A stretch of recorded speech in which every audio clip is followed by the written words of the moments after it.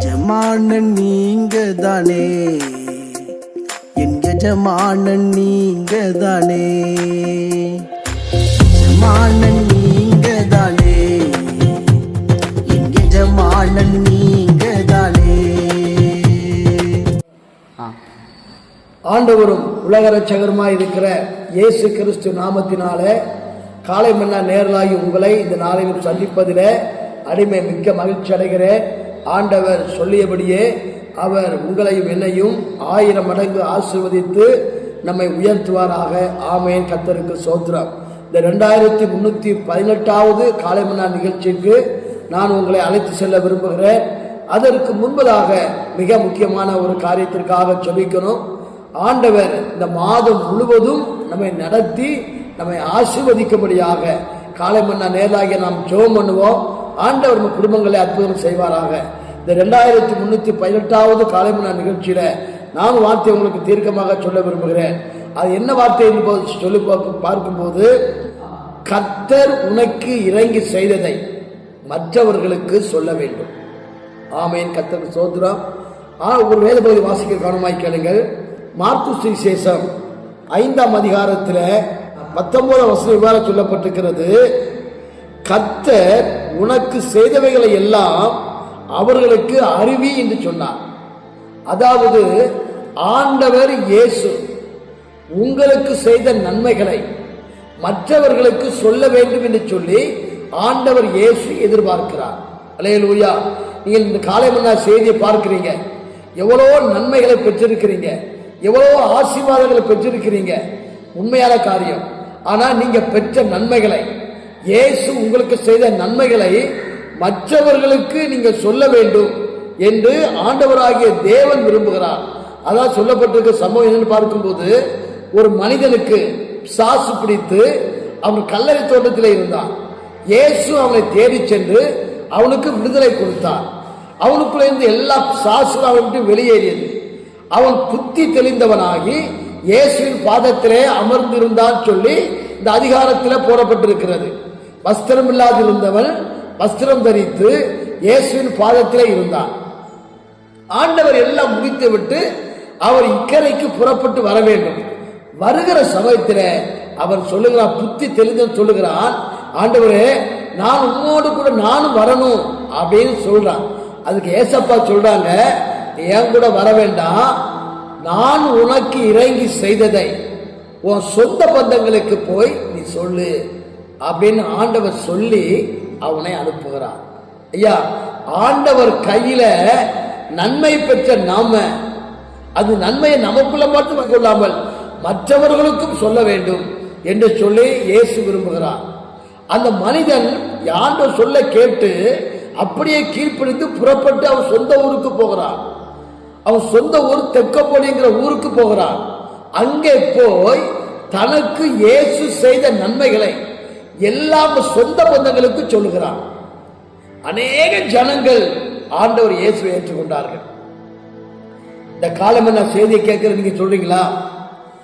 ஏன் இயேசுநாதர் கையில எவ்வளவு நன்மையை பெற்றிருக்கீங்க. உங்க சபையின் மூலமாக, ஆராதனை மூலமாக, உபவாச ஜெபத்தின் மூலமாக கர்த்தர் உங்களுக்கு இறங்கி எவ்வளவு நன்மையை செஞ்சிருக்கிறார். இதெல்லாம் மற்றவருக்கு சொன்னீங்களா? சொல்லணுங்க. நானே தேவன் என்பதற்கு நீங்கள் சாட்சி சொன்னார்ல. இப்ப ஆண்டவர் உங்களுக்கு மனம் உருகி என்னென்ன நன்மையெல்லாம் செஞ்சாரோ அதை யாருக்கு சொல்ல சொல்றாரு? ஆண்டவர் உங்க சொந்த பந்தங்களுக்கு. அதான் சொல்றாரு, 19 சொல்றாரு, இயேசு அவனுக்கு உத்தரவு கொடாமல் நீ உன் இனத்தாரிடத்தில் உன் வீட்டிற்கு போய், இப்படி உன் வீட்டுக்கு போ, உன் சொந்த பந்தங்கள்கிட்ட போ, இயேசுநாதர் உனக்கு என்ன நன்மை செய்தாரு அதை மற்றவர்களுக்கு சொல்லு. சொன்னாதான் ஆண்டவர் உங்களை 1000 மடங்கு ஆசீர்வதிப்பார். ஐயா, இன்னைக்கு மக்களை எதே சொல்றான்ல, 1 வாங்கினா 1 இலவசங்க, 2 வாங்கினா 6 இலவசங்க இல்ல, ஒரு போலியான ஒரு பீபத்தை எல்லா மக்கள் சொல்றாங்களே. இப்ப ஆண்டவர் உனக்கு கொடுத்த விடுதலை, உனக்கு செஞ்ச நன்மைகளை நீ மற்றவர்களுக்கு மாத்திரம் இல்ல, உன் சொந்த பந்தத்துக்கு சொல்லணும். முதலாவது ஆள் சொல்றாரு, உன் இனத்தாரிடத்திற்கு போய், உன் வீட்டுக்கு போய் நான் உனக்கு இறங்கி செய்தவையெல்லாம் அவர்களுக்கு சொல்லினாரு. இந்த மனிதன் புறப்பட்டு போய் தெக்கப்போலி எங்கும் இயேசுவை பற்றி சொன்னான். அல்லேலூயா. தெக்கப்போலி என்றால் 10 பட்டணங்கள் கொண்டது ஒரு தெக்கப்போலி.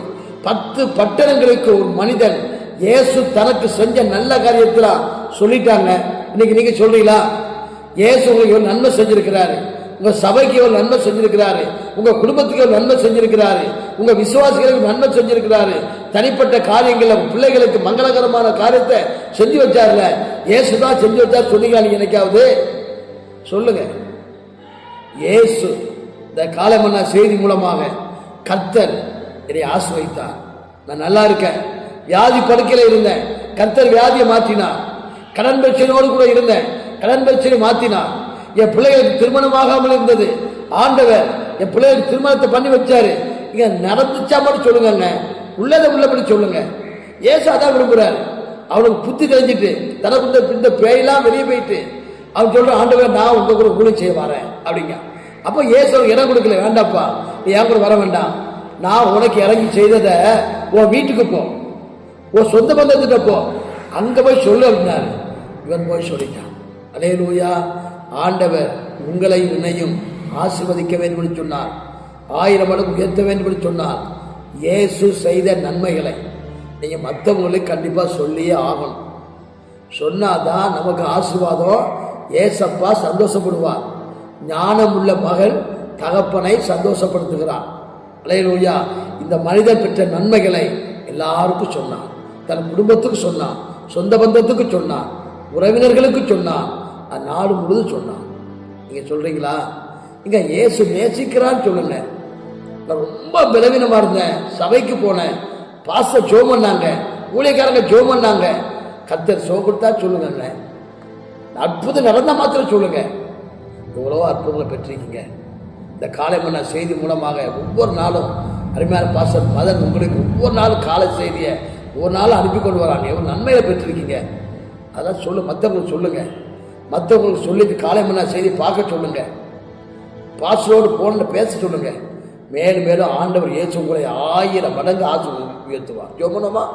அன்பின் பரலோக பிதாவே, உம்முடைய குமாரனாக இயேசு நாமத்தில் அன்றி ஆண்டவர் நீங்கள் செஞ்ச நன்மைகளை மற்ற மக்களுக்கு சொல்வதற்கு எனக்கும் காலை மண் நேரலாகி இவர்களுக்கும் உதவி செய்ய வேண்டும் என்று சொல்லி நாங்கள் சொல்லிக்கிறோம். இயேசு நாமத்தில் கேட்கிறோம் பிதாவே. ஆண்டவர் இயேசு ஆசீர்வதிப்பார். உங்களின் சேவை செய்வே